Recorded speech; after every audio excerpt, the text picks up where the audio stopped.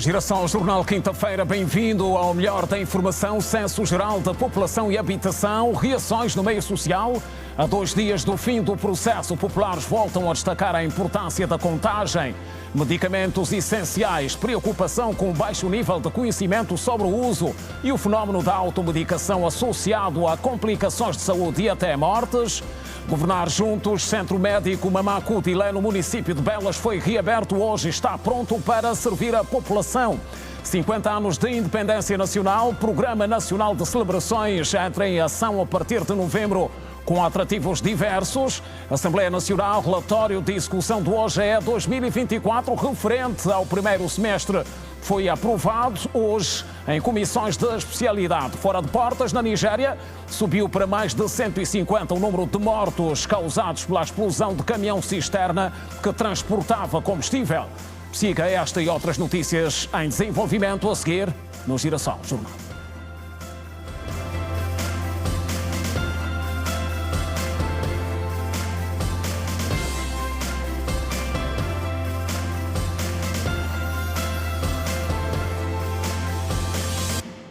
Outra vez, boa noite. Angola está a 2 dias do fim do Censo Geral da População e Habitação. A contagem, que teve início no passado dia 19 de setembro, decorre com o objetivo de determinar o número total de habitantes e agregados e é o segundo na história do país. A nossa equipa voltou a passar hoje por alguns bairros e distritos de Luanda, onde vários cidadãos continuam a queixar-se da fraca presença dos agentes recenseadores.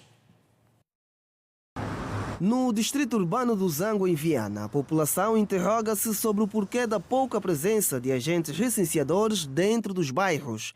Para alguns populares que ainda aguardam pela contagem dos agregados, faltou maior organização para o êxito do processo. Eu já acompanhei um censo em 2014, da qual eu vi que estava mais organizado. Desta vez, estou a ver assim uma dificuldade dos agentes, porque eles até agora ainda só passaram em minha casa, só deixaram o selo à porta, ainda não fizeram entrevista quanto nós somos, do nosso agregado familiar, e estamos à espera. Eles passam, não, o tablet tem problema, o tablet amanhã, depois da manhã, e pronto, nós estamos à espera que eles passem e façam a entrevista corretamente. Não estamos a ver nenhum resultado. Nós estamos a ver, tem muitas portas que até agora estão fechadas, que tem muita gente na rua que não vão bater as casas. Porque a população precisa ser o número contado. Então a população está aberta. Mas cadê essas pessoas? Então significa que esse número está tudo contado. A faltarem pouco menos de 48 horas para o encerramento do Censo Geral da População e Habitação, há quem teme que o número exato de pessoas de determinada localidade não seja o real e, deste modo, influenciar de forma negativa na distribuição de políticas para o crescimento sustentável do país. E está meio complicado, isso termina daqui a 2 dias e eu creio que as coisas não estão a correr da melhor forma. Então eu acho que as políticas, não sei se vai poder realizar as políticas com essa falta do censo da população. Isto é real, precisa ser mesmo um número bem exatamente para que também o Estado pegue a necessidade de cada população, município, aldeia, província, e meter as coisas que estão em falta naquele local. Dada a importância do processo, a população espera que as receitas públicas possam ser melhor distribuídas para aproximar os serviços em falta dentro dos municípios. Olha, aqui no Zango, de uma forma genérica, vamos falar da água, principalmente. Falta de escolas, falta de hospitais. Aqui temos 2 hospitais. Temos o Zango 2 e esse novo Zango 4, o Zango 8000. Mas eu gostaria que tivesse assim, tipo posto médico assim do Estado também, não só particulares, né? Para ser tipo zonas terciárias. Consenso, a gente consegue, o Estado também consegue delimitar quantos nós somos naquela área, quantos trabalham, se há hospital, quantas crianças estão no ensino e se for o mérito de arranjar mais escola, se é mérito de arranjar mais hospital e é bem-vindo o censo. O Censo Geral da População, que decorre em todo o país, é o segundo a ser realizado depois o de 2014, que teve uma população estimada em mais de 25 milhões de habitantes. E pelo país não são poucos os casos de complicações de saúde que resultam em mortes e que estão relacionados com a falta de conhecimento sobre o uso de medicamentos essenciais ou mesmo com o fenómeno da automedicação. O problema tem ganhado proporções alarmantes e, segundo os especialistas ouvidos pela nossa equipa, carece de medidas urgentes de contenção. Síndrome febril, dor de dente e diarreia são situações que levam muitos cidadãos em Luanda a recorrerem à prática da automedicação. Para uns, é o primeiro socorro antes de ir a uma unidade de saúde. Entretanto, há quem justifica a ação com a demora no atendimento hospitalar. Às vezes vai no hospital, tem uma demora e está se sentir mal na hora. Tem alguém que bebeu o mesmo comprimido, ele te passa a receita e você bebe. Eu estava sentindo uma dor de cabeça e até às vezes estou com dor de dente. Então no hospital tem uma demora, então às vezes se eu compro um dólarém, essa não passa. Sei dos perigos. O problema também é a demora no hospital. Você fica aí, você sente, até vezes que você chega lá, piora mais da feira, então vai acabar por se medicar. Eu não faço automedicação porque eu não concordo em fazer a automedicação. Se tiver que fazer alguma coisa, eu tomo um paracetamol ou um anafran. Isso para acalmar a dor até eu fazer a consulta. O artista plástico Tito Vemba sabe bem os riscos da automedicação e por isso desaconselha quem assim procede. É como se a pessoa tivesse a prescrever um suicídio para o futuro. Procurar suicidar-se daqui a um pouquinho de tempo. Porque isso vai exigir cuidados médicos. Então eu não opto pela automedicação. É muito perigoso. A não resposta no sistema de saúde, sobretudo para a aquisição de fármacos, segundo esse especialista em saúde pública, é uma das razões que leva os cidadãos a recorrerem à automedicação. A prática é considerada um problema de saúde pública e que leva mesmo à falência de órgãos vitais do ser humano, disse Domingos Cristóvão. E diz mais, torna o organismo fragilizado. O rim, o fígado e o cérebro, onde os medicamentos atuam com grande impacto, podem ficar lesados. Primeiro, começa com as lesões leves, depois pode aparecer lesões moderadas e, por fim, as lesões graves que vão levar à falência desses três órgãos. Ora, falência do rim pode levar o paciente à hemodiálise. A lesão ou falência do fígado vai levar a outros problemas. Portanto, o fígado é o laboratório do organismo e, além dos medicamentos, tem uma outra importância na produção de enzimas, fermentos, outros componentes que precisam para o próprio metabolismo do organismo. E a falência do cérebro pode levar o doente a coma. Domingos Cristóvão alerta ainda para complicações no tratamento de doenças dos ossos devido à automedicação. Pode haver desgastes dos ossos, pode haver erupção da pele externa do osso e criar fraturas, criar entorses e fazer com que haja mais uma degeneração daqueles minerais que compõem o osso. Portanto, estamos a falar dos sais minerais como magnésio, cálcio, fósforo. E o aumento desses minerais ainda podem aumentar a agressão ao fígado e aos rins. Os antibióticos e antipalúdicos são os fármacos mais utilizados pelos cidadãos que recorrem à automedicação. O abuso sexual de menores, vandalização de bens públicos, roubo e furto de gado são os crimes que mais preocupam a Procuradoria-Geral da República no sul do país. Os dados foram avançados pelo coordenador da região judiciária sul da PGR. O abuso sexual de menores, a vandalização de bens públicos, o roubo e furto de gado são os crimes que mais preocupam a PGR no sul do país. A preocupação foi manifestada esta quarta-feira no Lubango pelo coordenador da região judiciária sul da Procuradoria-Geral da República, Vanderlei Mateus, no fim de uma visita ao SIC Huila, onde tramitam mais de 3 mil processos. Na região sul temos, por exemplo, a título de exemplo aqui no SIC Huila, temos a volta de 3 mil a 4 mil processos em curso, em instrução preparatória. Os crimes que mais preocupam são os crimes envolvendo menores, nomeadamente só a título de exemplo, os crimes de violação, os crimes envolvendo o roubo de gado, o furto de gado e os crimes de vandalização dos bens públicos. São os crimes que, do ponto de vista geral, temos preocupação. Por isso é que, só a título informativo, nós iremos fazer uma visita também ao CISP para nos ajudarem, e é isso que vamos solicitar da direção do CISP, para que nos ajudem na instrução dos processos, na recolha da prova. Quanto a processos ligados à criminalidade económica e financeira na Huila, Vanderlei Mateus garante que cerca de 20 estão em fase de instrução e o mesmo número já deu entrada no tribunal. São questões do dia a dia, não é? Temos processos com esta natureza a ocorrerem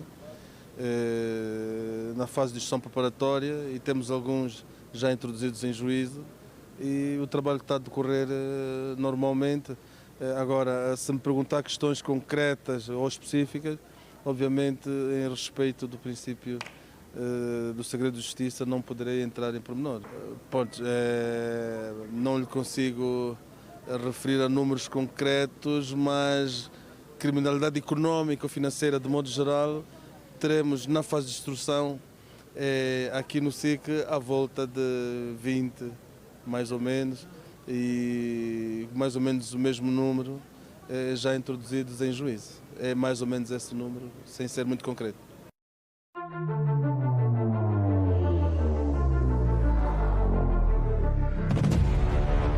O cancro mais comum entre as mulheres. Eu descobri que tinha o diagnóstico do câncer da mama o ano passado, isso 2023, no mês de março, no início do ano. Nível de conhecimento no meio social sobre a enfermidade. A maior parte dos casos que chegam à nossa unidade hospitalar já chegam numa fase avançada. O cancro tem cura. Fatores que estão na base da pouca informação. Como desconhecia o que era o câncer, nem sequer sabia quais são os métodos de prevenção e muito menos sobre o autoexame, recebi o diagnóstico e ficou por ali. A voz do especialista. A primeira menstruação da mulher é um fator de risco que faz com que haja cancro de mama futuramente. Esse também é um fator não modificável. Reportagem da semana, especial Outubro Rosa. E amanhã, a reportagem da semana. O governador de Luanda deu hoje início a uma jornada de trabalho de 2 dias ao município de Belas, no âmbito do programa Governar Juntos. No quadro da jornada foi reaberto o Centro Médico Mamã Cudilé, com capacidade de 13 camas. A unidade está pronta para servir a população. Um centro materno-infantil com capacidade para atender 100 pessoas por dia foi reinaugurado nesta quinta-feira no bairro Mundial. Assim, o município de Belas, em Luanda, conta agora com 16 unidades hospitalares. É sempre agradável, porque vamos aumentar o número de unidades sanitárias no nosso município de Belas. Neste caso, vamos passar a ter 16 unidades, não é? E é a população que vai se beneficiar.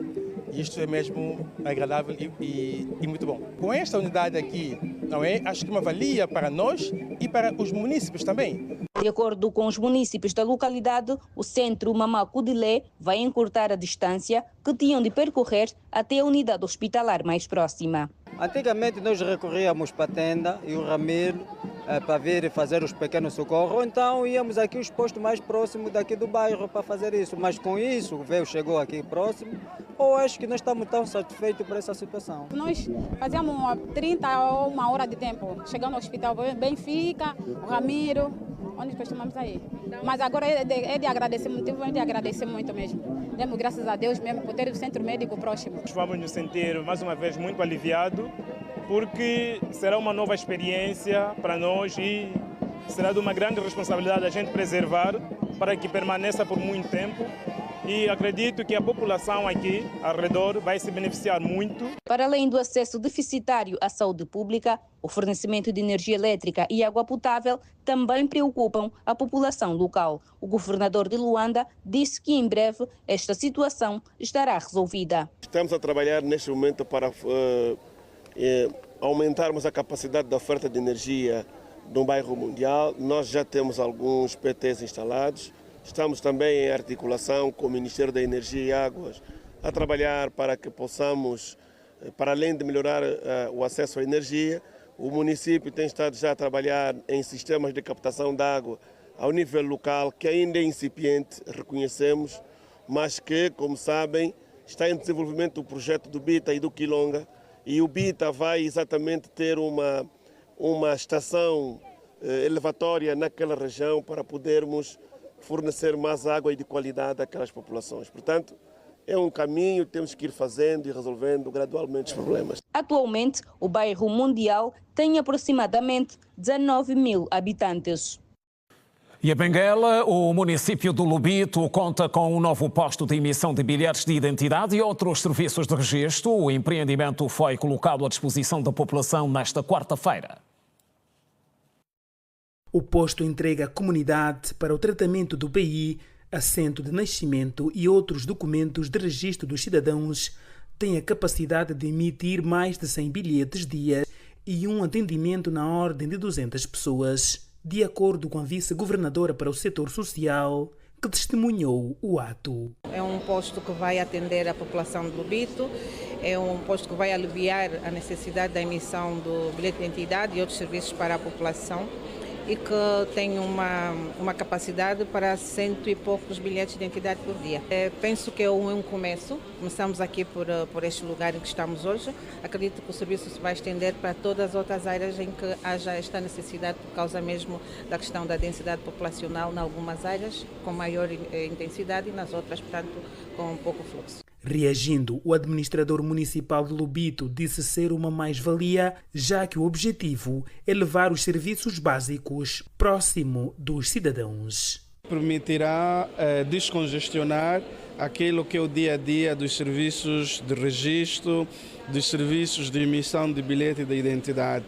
Com esse passo que damos, o próximo será estender também essa oferta de serviços para a zona alta da cidade, permitindo que cada residente, a partir do ponto onde se sentir mais confortável, decida aceder a esses serviços, seja de registro de nascimento, registro de óbito e emissão do seu próprio bilhete de identidade.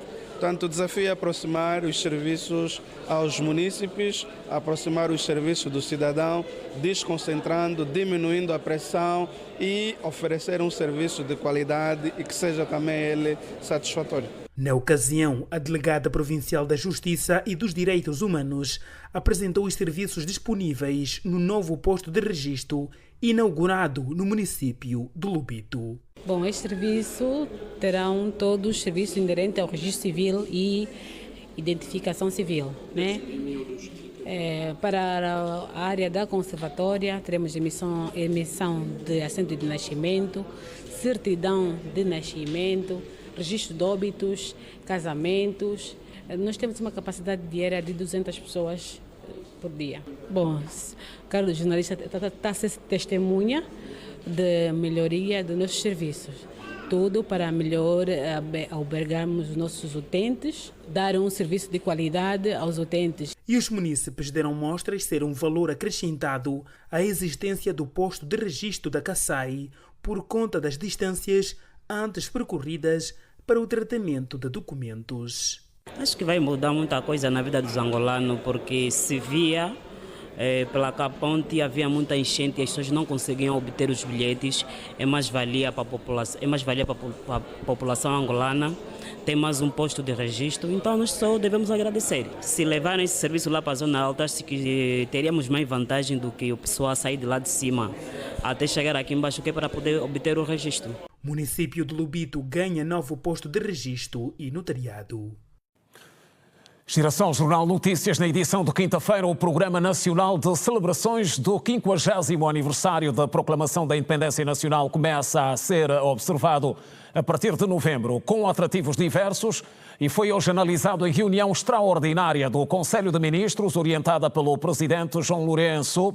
Conta-se que estejam presentes no ato central das comemorações mais de 70 chefes de Estado. Sob orientação do Presidente da República, João Lourenço, a 4ª sessão extraordinária do Conselho de Ministros apreciou o Programa Geral das Comemorações alusivas aos 50 anos da Proclamação da Independência Nacional. O documento contém as ações a serem desenvolvidas em todo o território nacional e na diáspora a partir de novembro deste ano até ao mês de dezembro de 2025, de modo a se proporcionar uma celebração mais condigna. Ao nível do Governo Central, estão previstas 115 atividades, sendo que desta programação o destaque recai para o ato central do 11 de novembro, que irá reunir cerca de 8.000 convidados. O Ministro de Estado e chefe da Casa Civil do Presidente da República, Adão de Almeida, refere que são aguardados 70 chefes de Estado e de Governo para o evento. Prevê ser composto por um momento de intervenção política, através de um discurso, uma mensagem do chefe de Estado, e depois um desfile cívico no qual devem participar alguns milhares de cidadãos representativos dos mais diferentes segmentos da sociedade angolana e da nossa evolução ao longo desses 50 anos, bem como um desfile militar através das Forças Armadas angolanas, de todos os ramos das Forças Armadas angolanas e da Polícia Nacional. Nós prevemos que neste ato central participem aproximadamente 8.000 convidados, dentre convidados nacionais, representativos de todas as províncias do país, mas também convidados estrangeiros, dentre chefes de Estados e outros altos representantes de diversos países, numa composição que deverá chegar a aproximadamente 70 países convidados para o ato central.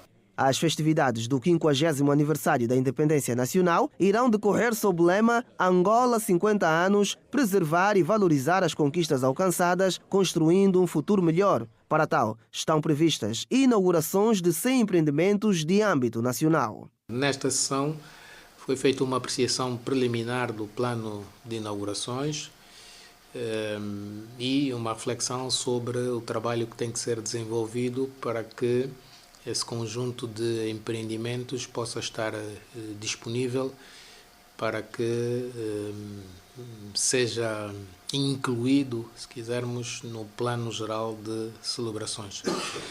Aqui estamos a falar naturalmente que isso é uma questão dinâmica, portanto os números vão se alterar sistematicamente em função do andamento dos vários projetos que estão a ser desenvolvidos nos mais diferentes setores, mas a nossa esperança é que, havendo condições para o efeito e as equipas naturalmente que estão a trabalhar para que tal aconteça, tenhamos um conjunto de empreendimentos que pode, grosso modo, estar perto de, em termos de empreendimentos de âmbito central, perto de 100 empreendimentos para que estejam disponíveis para serem inaugurados. O ministro Adão de Almeida explica que não foi criada qualquer unidade orçamental específica para os 50 anos de independência, tendo dito que as atividades serão realizadas com base nas verbas atribuídas no Orçamento Geral do Estado a cada um dos departamentos orçamentados. A dinâmica orçamental é um pouco essa. Nós não estamos a prever uma dinâmica extraordinária à margem do habitual. Vamos fazer uma conversão das atividades anuais dos setores para aliar às celebrações dos 50 anos da Independência Nacional. E, portanto, quando for aprovado o Orçamento Geral do Estado, cada um dos setores inscreve a sua atividade no respectivo orçamento. Portanto, não vamos ter uma unidade orçamental específica para os 50 anos, não. As festividades dos 50 anos de independência, alcançada a 11 de novembro de 1975, visam enaltecer as conquistas alcançadas nas últimas 5 décadas nos domínios militar, político-diplomático, desportivo, social e cultural, assim como conhecer os valores da unidade e coesão nacional, da democracia, do patriotismo, da angolanidade, do humanismo e da solidariedade. Ainda na sessão desta quinta-feira, o Conselho de Ministros apreciou o plano de comunicação sobre as atividades do 50º aniversário da Independência Nacional. A Assembleia Nacional aprovou a proposta de lei que estabelece o regime de regulação de preços e que permite ao chefe de Estado decidir sobre o ajuste de determinados preços controlados. Na plenária desta quinta-feira, os deputados deram igualmente luz verde aos relatórios de execução do Orçamento Geral de Estado 2024, relativos aos 2 primeiros trimestres do ano.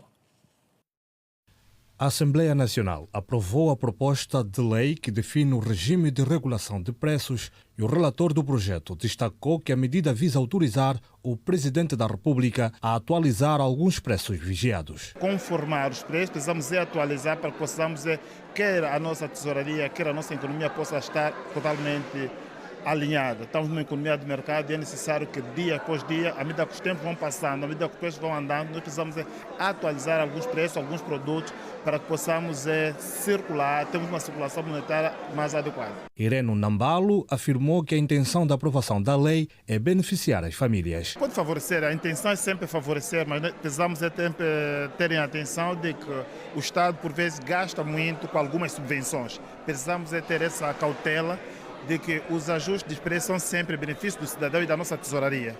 Isto é que é essencial sempre destacar aqui. Os deputados também aprovaram os relatórios de execução do Orçamento Geral do Estado de 2024, referentes ao primeiro e segundo trimestres. No primeiro trimestre foram arrecadados 3,58 bilhões de kwanzas, resultando num déficit orçamentário. Notamos ainda no primeiro trimestre um saldo deficitário no balanço orçamental, querendo dizer que o Executivo para o primeiro trimestre de 2024 executou despesas superiores daquelas que foram arrecadadas, isso para o primeiro trimestre. Notamos ainda que dos 24, alguma coisa do OGE, que foi 24 bilhões de kwanzas que foi aprovado no OGE 2024, para o primeiro trimestre o Executivo arrecadou cerca de 14% desse valor e executou despesas avaliadas em 16%, mais ou menos. No segundo trimestre foi registrado um superávit orçamentário de 823,5 milhões de kwanzas. No segundo trimestre, nós constatamos já um balanço orçamental superavitário, ou seja, que o Executivo arrecadou mais receitas do que aquelas que executou. E no segundo trimestre do ano, deste valor total aprovado do OGE, que são 24 bilhões de kwanzas, o Executivo executou despesas num total de 22% do valor total aprovado. Consideramos um valor razoável e, portanto, os 2 balanços foram aprovados pelos deputados. Além disso, foram votadas propostas sobre o regime jurídico da eletromobilidade, a lei do cofre-geral dos tribunais e alterações à Lei Geral de Eletricidade. E seguimos com reações ao elevado índice de reprovações no ingresso ao ensino superior. O assunto destaca-se como uma das grandes preocupações do momento, principalmente para a juventude. Ouvido pela nossa reportagem, o secretário-geral do Sindicato dos Professores afirmou que a questão está relacionada com problemas de base. Para o ano acadêmico 2024-2025, foram disponibilizadas 191.752 vagas. Do total, 85% são para institutos privados e 15% para a pública. Alguns estudantes que ingressaram para o ensino superior garantem que encontraram vários constrangimentos durante o acesso. Eu no médio fiz um curso de informática de gestão e normalmente nas públicas não aceitam alguém que fez informática de gestão no médio e seguir saúde no superior. Por esse motivo tive que vir numa privada para poder fazer medicina dentária. Realmente eu tentei no direito, infelizmente lá tinha mesmo, ou seja, estava cheio, muita enchente e a vaga era pouca. Esta estudante reprovou na Universidade Agostinho Neto com 10 valores, porém aprovou numa instituição privada com 20. Primeiro fui numa pública, não aqui em Luanda, mas no Lubango. Não fui admitida, mas ouvi dizer que aqui tem uma faculdade que também tem este curso e tentei de novo, entrei. Para o secretário-geral do Sindicato dos Professores, Eduardo Alberto, o elevado índice de reprovações nas universidades privadas deve-se à deficiência do ensino de base. Os nossos candidatos, como candidatos à universidade, E mesmo aqueles que são admitidos, então trazem certas debilidades ou insuficiências. Essa é uma preocupação nacional. Portanto, a melhoria da qualidade do ensino deve ser um problema nacional. Para quem pretende alcançar o sonho da licenciatura, escolher uma universidade privada é uma alternativa mais viável. A privada, a tendência é escolher o período na qual eu desejo. Se tentasse numa pública, se calhar não me daria nesta oportunidade de escolher o turno na qual eu gostaria em aprender, em me formar, neste caso. Os universitários garantem também que tanto na universidade pública como na privada, o que determina o aprendizado é o empenho do próprio estudante. E eu falo que a luta não é nos professores, é nós, porque os professores passam aquilo que eles têm. Nós, como alunos, nós devemos procurar mais matéria, nos empenhar mais, porque o conhecimento é amplo. É sabido que a pública há muito rigor. Isso não significa que na privada também não haja rigor. Também há rigor. Eduardo Alberto apela ao executivo angolano por mais investimento no ensino. O nosso objetivo é a melhoria da qualidade do ensino superior em Angola através dos investimentos sérios do Estado. Nós não podemos continuar a recorrer a peritos internacionais quando, a nível local, temos quadros competentes que conseguem identificar os problemas. Nos últimos anos, houve um aumento do número de universidades e institutos superiores em todo o país. São as notícias no Girassol Jornal. A Nigéria subiu para mais de 150 o número de mortos causados pela explosão de um caminhão cisterna que transportava combustível. No próximo bloco, olhamos para a atualidade internacional com um resumo dos principais assuntos em destaque. Voltamos a seguir, não saia daí. Até já!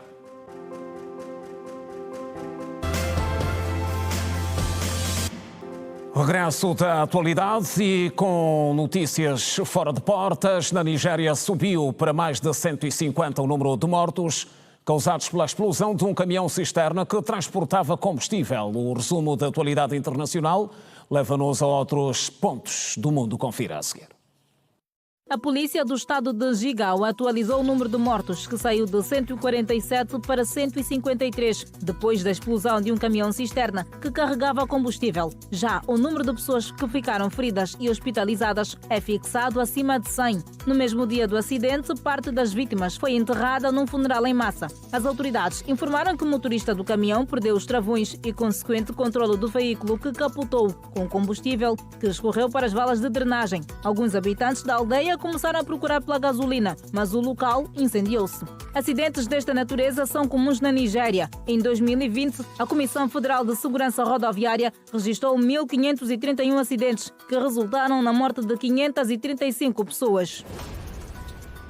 1,1 mil milhões de pessoas no mundo, mais de metade em África, vivem na pobreza, segundo um relatório publicado hoje pelas Nações Unidas, em colaboração com a Universidade de Oxford, a propósito do Dia Internacional da Erradicação da Pobreza. O documento sublinha que quase metade, no caso, 455 milhões, vivem em países em guerra ou com paz frágil. De acordo com o documento, grande parte da população que vive na pobreza se encontra nas regiões da África subsaariana, com 553 milhões de pessoas, no sul da Ásia, 402 milhões e 34 milhões vivem na América Latina. Em África, sub-regiões como o Sahel ou parte oriental do continente são especialmente afetadas, segundo o relatório que classifica o Níger, o Chad, a República Centro-Africana, o Burundi, Madagascar e o Mali como os países mais pobres da região. Ao analisar a relação entre conflitos e a pobreza, o estudo concluiu que nos países em guerra, a taxa de pobreza é de 34,8% da população total, enquanto nos demais é de 10,9%. No relatório fica a recomendação para se reforçar as medidas para apoiar os países em dificuldades e ainda a necessidade de recursos e acesso a intervenções especializadas de desenvolvimento e de recuperação precoce para ajudar a quebrar o ciclo da pobreza e da crise. O presidente da Ucrânia, Volodymyr Zelensky, afirmou hoje que o seu plano para a vitória é para este momento e que avançar com esta proposta pode fazer com que o conflito com a Rússia acabe no próximo ano. Zelensky, que falava no Conselho Europeu, disse que a concretização do plano vai também salvaguardar os países bálticos, nórdicos, a Polónia e os Balcãs, que também estão na mira da Rússia. O plano de Zelensky para a vitória tem 5 pontos, sendo o principal a concretização de um convite para aderir à OTAN, Organização do Tratado do Atlântico Norte. Entretanto, o secretário-geral da Aliança Atlântica, Mark Rutte, garantiu que para já o convite está fora de questão. Angola acolhe a partir de amanhã e até sábado um fórum regional de alto nível que vai juntar mulheres do continente africano. O evento de iniciativa do Presidente da República, João Lourenço, tem como principal ponto da agenda a crise na região dos Grandes Lagos, com destaque para a República Democrática do Congo. Com a temática sobre o fortalecimento e a participação da mulher nos processos de paz e segurança na República Democrática do Congo e na região dos Grandes Lagos, o Fórum Regional de Alto Nível de iniciativa do Presidente da República, João Lourenço, visa promover o diálogo e a colaboração para o alcance de uma implementação holística e eficaz da Agenda Mulheres, Paz e Segurança, que integram as perspectivas de género nas políticas e programas da região. Segundo a União Africana, que reconhece que a participação e liderança das mulheres devem ser consideradas um elemento primário na busca pela paz e segurança no continente berço, a participação das mulheres deve aumentar não apenas em número, mas na qualidade das contribuições para a paz e segurança na região dos Grandes Lagos. No fórum que Luanda acolhe a partir desta sexta-feira, os delegados devem avaliar a contribuição das mulheres para iniciativas de pacificação, identificar lacunas e oportunidades para sua participação significativa, desenvolver estratégias para melhorar o envolvimento e a sua liderança e identificar maneira pelas quais as mulheres podem apoiar o processo de paz de Luanda. O fórum deve ainda reunir delegados de 12 Estados-membros da Conferência Internacional sobre a região dos Grandes Lagos, ministros e representantes, membros da Rede de Mulheres Líderes Africanas e outros organismos. De lembrar que no conflito patente na região dos Grandes Lagos, mulheres e meninas são dos grupos mais afetados. E o governo angolano reiterou o seu compromisso com as responsabilidades de assistência aos refugiados e com as recomendações do Fórum Global. É o que defendeu a representante permanente de Angola junto dos escritórios da ONU em Genebra, na Suíça. Ao intervir no debate geral da 75ª sessão do Comitê Executivo do Alto Comissariado das Nações Unidas para os Refugiados, Margarida Isata declarou o apoio de Angola na implementação da Aliança Global que visa acabar com a apatridia. A embaixadora justificou neste sentido o apoio do Executivo no projeto promovido pela Agência da ONU para os Refugiados, por entender que a sua essência tem o mesmo objetivo que a campanha Eu Pertenço. A diplomata garantiu também o empenho de Angola em todos os níveis desta agência da ONU. Neste contexto, Margarida Isata informou que o país contribuiu com $100 mil, conforme prometido na última sessão da EXCOM, com o objetivo de apoiar projetos para refugiados e apátridas em todo o mundo. Margarida Isata referiu igualmente que Angola continua a ser um país de acolhimento e garantiu proteção a mais de 52.596 cidadãos estrangeiros de diferentes nacionalidades, permitindo o acesso a todos aos serviços básicos e primários, em pé de igualdade com os cidadãos nacionais.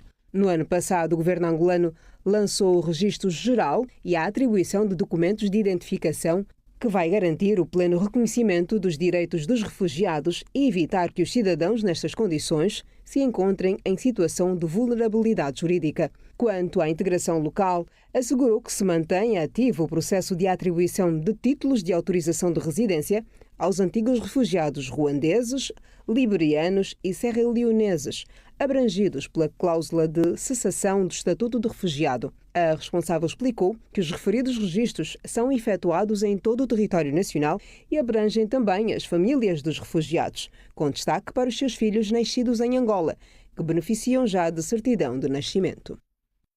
E avançamos agora com o teor de uma nota que acaba de chegar à nossa banca de redação. O Presidente da República, João Lourenço, convocou para o dia 24 deste mês, pelas 10 horas, uma reunião extraordinária do Conselho da República. A sessão terá como ponto único uma informação sobre o Programa Geral das Comemorações alusivas ao 50º aniversário da independência nacional. A vida lá onde tudo começa. Passos de progresso.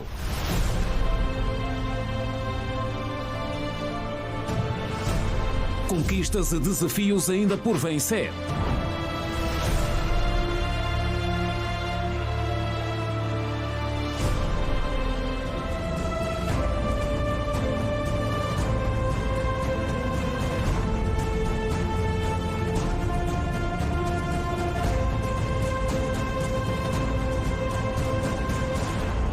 Vilas.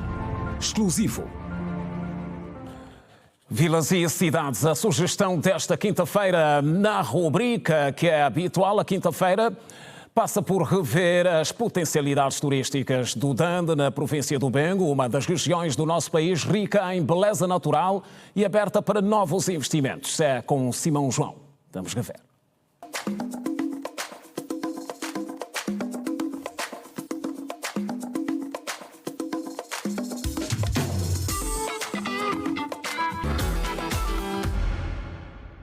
Terras de Jacarebangão, o pagador de impostos. A província do Bengo possui histórias, cultura e praias deslumbrantes por descobrir.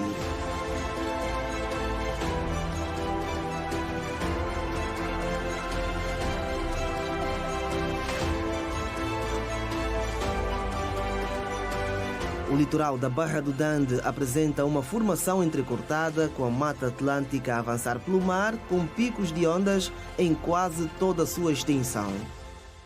Normalmente os turistas, quando vêm visitar as nossas belas paisagens, é claro que remetem um documento, uma solicitação à administração, e a administração, por sua vez, então indica a equipe e alguns elementos da comuna para acompanhar, então, fazerem o devido acompanhamento desses turistas. Devido ao seu relevo acidentado, a região abriga alguns riachos que oferecem aos visitantes imagens de rara beleza. Normalmente, quando o mar está agitado, não é? O mar transborda a água para o rio. Sim, então faz esse cruzamento. E muita gente que vem aqui na Barra do Dande nunca saem daqui sem apreciar essa grande beleza que nos oferece.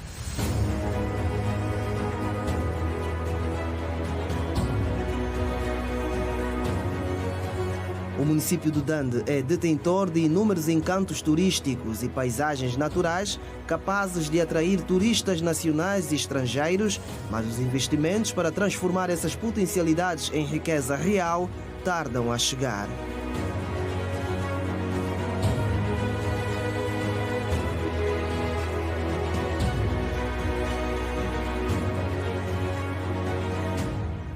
Há 15 anos atrás que os chineses, detonando aqui as pedras para poder aproveitar o inerte, pronto, surgiu essa grande lagoa, maravilhosa lagoa que está aqui hoje. Estamos na comuna do Uqua, a comuna da menina Ana, aquela história da segunda classe, mas vamos tentar saber aqui do mais velho Ernesto se de facto é uma história real. Reza a lenda que a Lagoa do Cambai, da comuna do Uqua, surge há 15 anos, quando cidadãos estrangeiros exploravam inertes no local.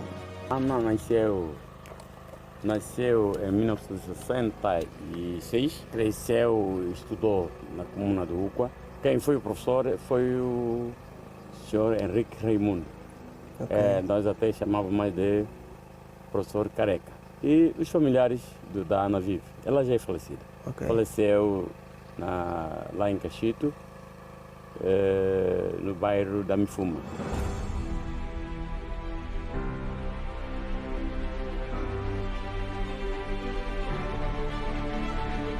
Voltemos à Barra do Dande, uma comuna que é fértil em paisagens naturais, destacando-se o cruzamento do Rio Dande com a zona costeira do Oceano Atlântico. A par disso, constam do seu potencial turístico 2 grandes rios e 4 lagoas, onde abunda uma vasta diversidade do pescado.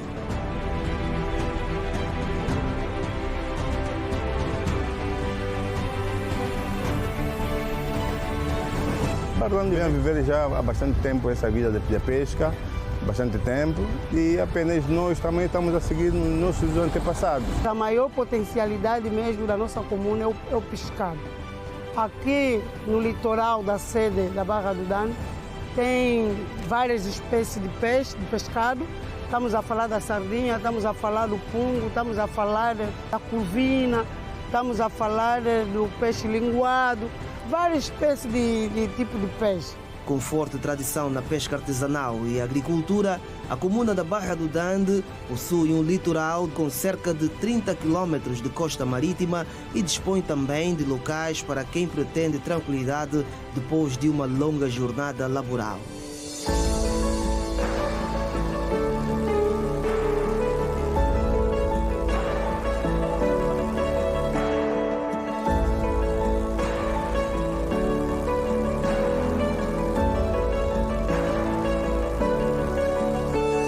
Se verem no posicionamento marítimo onde ela encontra-se, ela tem duas linhas que levam um desenvolvimento mais abrangente. Por exemplo, liga a Barra do Dande e sai para outro ponto da linha que é da estrada internacional que liga até o Congo Democrático e outros pontos. Então, para nós é uma mais-valia e temos certeza que isso vai ajudar muito no que concerne ao concurso dos municípios. É importante que haja mesmo investimento, não só no investimento a nível do governo, mas também investimentos no âmbito privado. É necessário porque temos um grande potencial em termos do turismo que precisa ser explorado. Temos várias paisagens turísticas, várias zonas turísticas que conseguiram visitar alguns, mas também apelamos aqui a nível do município do Dande a mais investidores em termos de turismo para poder crescer cada vez mais o nosso município. Com uma extensão territorial de 1.082 km² e uma população estimada em 139.416 habitantes, a Barra do Dande é composta por 69 bairros, uma centralidade Museque Capare e possui um clima tropical úmido, cuja estação seca vai de maio a setembro.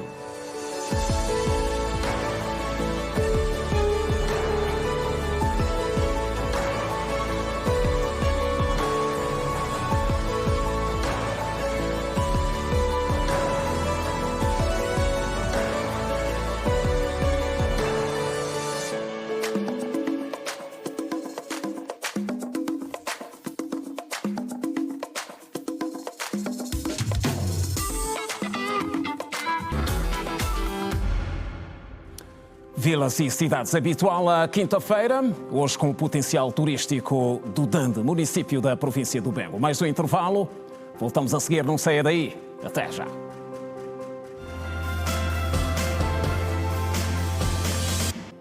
O regresso das notícias no Girassol Jornal, terceira e última parte. A empresa de comercialização de diamantes de Angola arrecadou 12,9 milhões de dólares. No 11º leilão de minerais brutos foram leiloadas 44 pedras especiais, um total de 1.493 quilates. Os lances submetidos eletronicamente pela plataforma Transatlântico GM Sales envolveram 37 empresas de centros diamantíferos globais, segundo a Sodiam.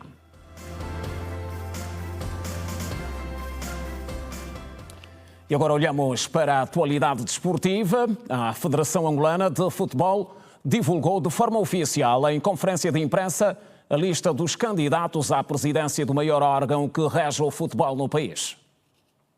Foi nesta quinta-feira, exatamente às 13 horas, que a Comissão Eleitoral da Federação Angolana de Futebol divulgou as listas definitivas dos candidatos à presidência do principal órgão que rege o futebol no país.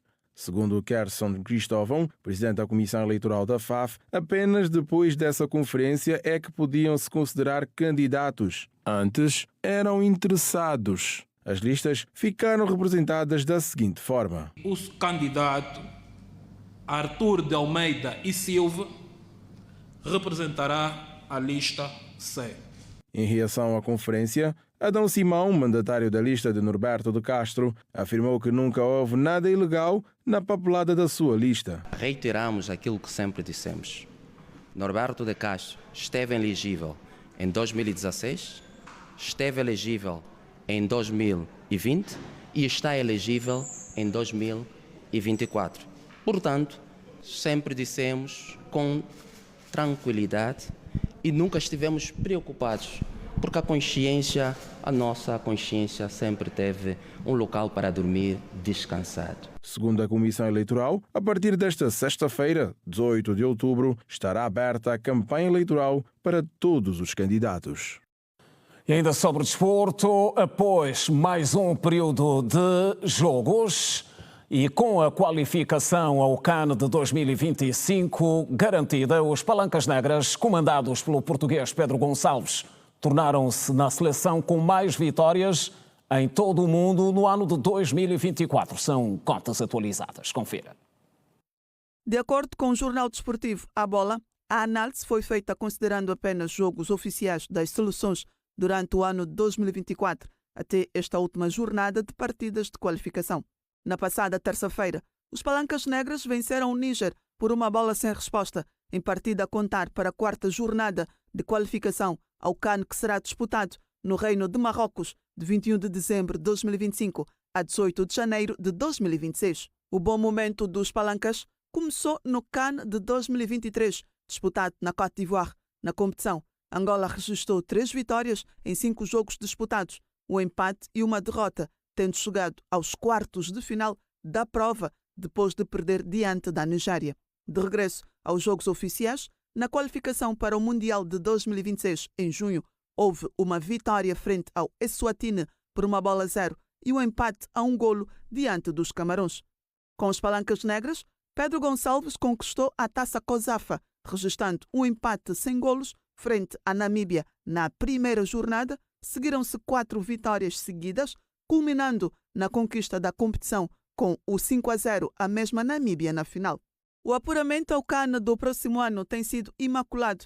Angola contabiliza 4 vitórias, 0 derrotas e 0 empates. No total, são 16 jogos disputados, 12 vitórias, números superiores ao do Irão, que venceu 11 vezes em 14 jogos, tal como o Catar. A seguir, a Espanha, em 11 jogos, venceu 10, Japão, em 13, venceu 10 e Jordânia, em 15, também venceu 10. Com este percurso imaculado, os Palancas reforçam o estatuto de seleção com mais vitórias a nível mundial em 2024. E 8 treinadores conseguiram qualificar a seleção nacional em fases finais do Campeonato Africano de Futebol. Desde que a Federação Angolana de Futebol se tornou membro da Confederação Africana de Futebol, vários treinadores conseguiram qualificar a seleção nacional ao maior palco futebolístico a nível do continente africano. Em 1996, na primeira participação de Angola no CAN, na África do Sul, coube ao cabo-verdiano Carlos Alinho colocar os Palancas Negras na montra do futebol africano. Angola conseguiu a presença no CAN de 1998 no Burkina Faso, sob a batuta do português Manuel Neca. A seleção nacional voltou a marcar presença no Egito em 2006, sob comando de Oliveira Gonçalves, sendo o primeiro angolano a alcançar tal feito. Este que viria ajudar o combinado nacional a carimbar o passe para o Campeonato Africano de 2008, no Ghana. Em 2010, o português Manuel José orientou a seleção nacional no CAN, que o país acolheu. Levou Angola ao inédito quartos de final.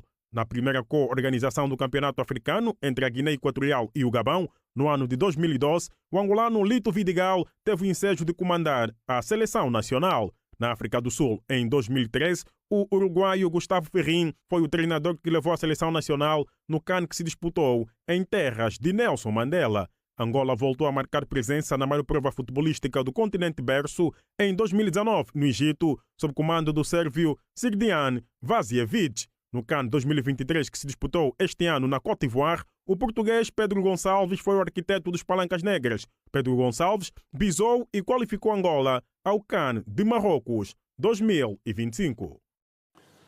Pois o histórico de presenças da Seleção Nacional de Futebol em Cannes, mais de 130 ciclistas vão participar da terceira edição da Volta a Angola em ciclismo, que arranca no próximo dia 24 do mês em curso.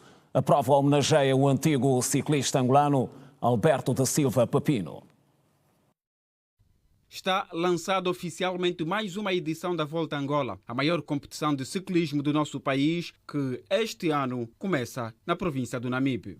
Osvaldo Manuel, vice-presidente da Federação Angolana de Ciclismo e diretor da prova, garantiu que tudo está acautelado para que a prova arranque na data prevista. Osvaldo Manuel confirmou igualmente a presença de equipas estrangeiras. Até o momento nós temos já 6, 7 equipas, as 8 equipas confirmaram a presença, né? Mas temos as 6 equipas muito próximas para partir para Angola, né? Nós estamos a falar da África do Sul, da Nigéria, estamos a falar do Congo, que hoje provavelmente já sai do Congo, estamos a falar do Zimbábue, estamos a falar do Botsuana e estamos a falar da Namíbia. O dirigente sublinhou que a prova terá o mesmo percurso que a do ano passado, com exceção do local de partida. Trocamos a província do Ambo, que foi a vez passada o arranque, agora vamos partir lá no Namibe, né? E teremos então um ponto atrativo muito grande, que é a Leba, né? E a Serra da Leba, e a chegada então nesta prova na Tundavala. Sempre vai constituir preocupação para nós os alojamentos e os espaços em cada província na qual nós vamos parar. As províncias, para albergar um número grande de pessoas, tem estado muito difícil, e essa é a nossa grande preocupação, que a direção da Federação e da organização da Volta esteve essa semana toda a trabalhar para que isso seja possível, né? A nova diretora nacional do desporto, Agda Gomes, valorizou a realização da Volta a Angola pela facilidade que tem de apresentar o país ao mundo. Olha, essa prova é um espelho para Angola. É uma prova que vai fazer com que todos os internacionais que aqui participarem vão ter uma noção o quanto belo é o nosso país. E, claro, para a nossa juventude também, nós temos conhecimento que muitos jovens que também não conhecem a fundo as nossas cidades. E isto ajuda-los a conhecer e não só a projetar a disciplina de ciclismo a nível nacional. A camisola amarela será exibida pelo vencedor da prova. A branca, pelo atleta sub-23. A verde clara será para o mais jovem da prova. A verde escura será usada pelo ciclista com mais pontos. A camisola vermelha será para o melhor angolano e a outra será usada pelo atleta mais forte na montanha. Recordo que a última edição da Volta a Angola foi conquistada pelo ciclista angolano Dário António. E avançamos para a nota final desta edição do Girassol Jornal. O trânsito na Avenida de Olinda Rodrigues, em Luanda, ficará interdito a partir desta sexta-feira para as obras de acesso ao Aeroporto Internacional Dr. António Agostinho Neto, segundo um comunicado do Governo Provincial de Luanda. O trânsito estará vetado no perímetro próximo à estátua do motorista, imediações da FTU, devido à montagem do tabuleiro de uma passagem aérea. A interdição será aplicada nos 2 sentidos, entre as 22 horas e as 2 horas. As autoridades apelam à compreensão e colaboração dos automobilistas e pedem que se respeite a sinalização temporária e as orientações dos agentes de trânsito no local para garantir a segurança e o bom andamento dos trabalhos. E assim termina esta edição do Girassol Jornal, referente à quinta-feira. É sempre um prazer contar consigo. Já sabe, voltamos amanhã à mesma hora, 19h45. Boa noite, passe bem, estamos juntos.